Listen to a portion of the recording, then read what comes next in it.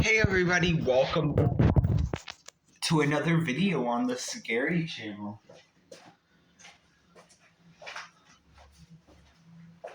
In today's video, we are going to be talking about the Devil's Tower. Also, sorry for not posting for like a week. I got lazy again, but I have a few videos coming up very soon. So, yeah. So, the Devil's Tower. But before we get started, I just wanted to let you know that,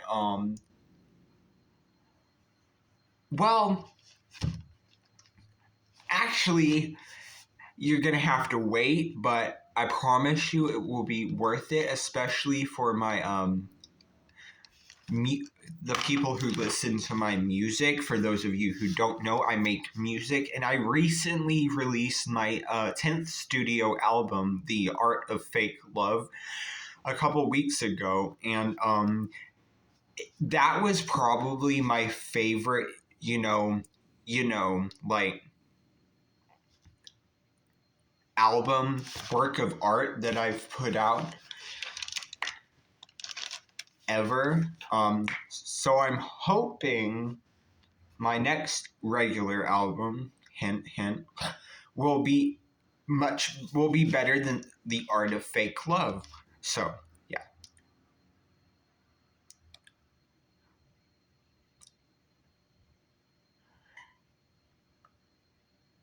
But without further ado, we're already like almost 2 minutes into the video and we haven't even gotten to the story yet. So that's what we're gonna do now.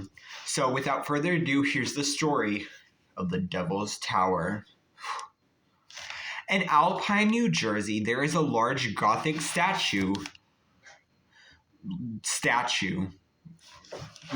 Let's try that again. In Alpine, New Jersey, there is a large Gothic stone tower. I almost said statue again. Locals called it the Devil's Tower.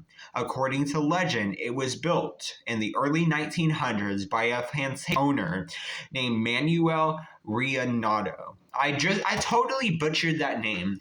He built a large mansion for his wife, and he also built her the tower so she could look out over the New York skyline. One night, his wife was looking out of the tower when she saw Manuel with another woman. The wife was so distraught to discover that her husband was cheating on her that she immediately jumped off the tower and fell to her death. Manuel was devastated and wrecked with guilt, and he had the mansion demolished. The tower was supposed to be torn down as well, but the plans had to be scrapped when several workmen mysteriously fell to their deaths. Manuel just moved away and left the tower locked up and abandoned. Rumors began to circulate that the tower was haunted, and many people reported hearing strange noises as they passed by. Others spotted a shadowy female figure lurking in the tower's windows.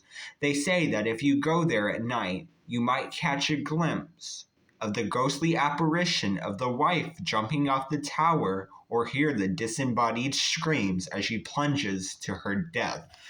As the years went by, locals started calling it the Devil's Tower, and they said that it was cursed. According to legend, if you walked backwards around the tower 6 times at midnight, the devil would appear.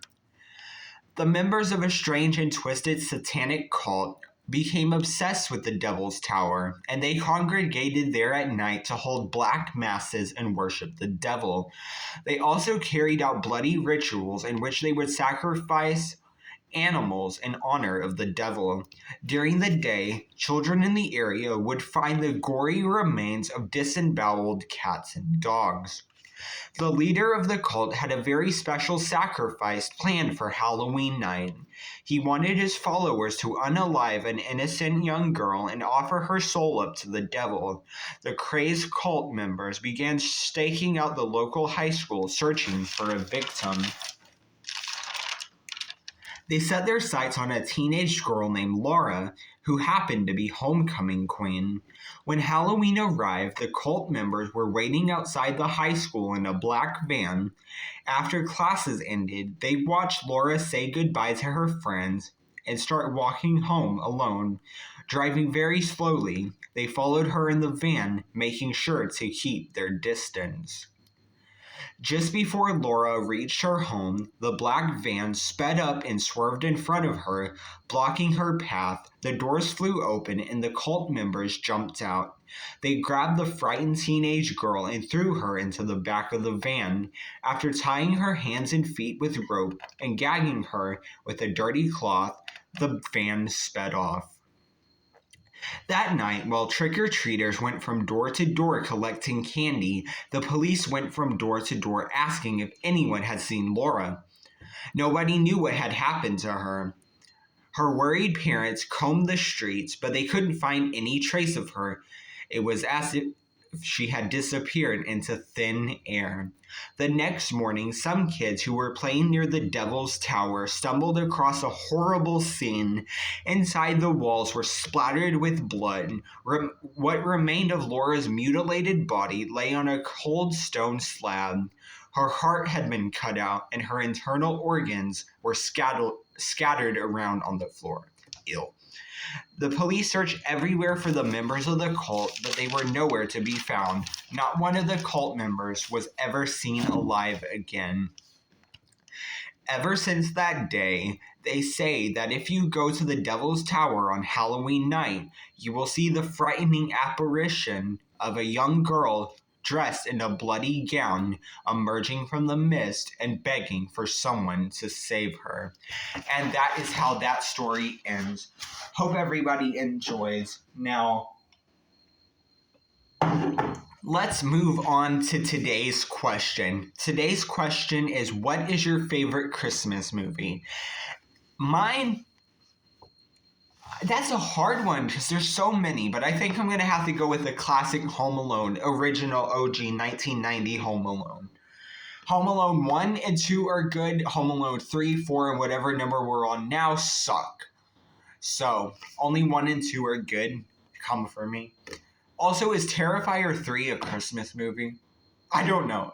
Honestly, is it a Christmas movie? Comment down below. I mean, it takes place at Christmas. The clown dresses up as Santa Claus. Is it a Christmas movie? I'm honestly wondering.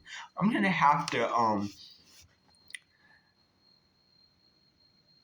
ask about that because, like, you know, all right, I'm out of here. Bye, guys.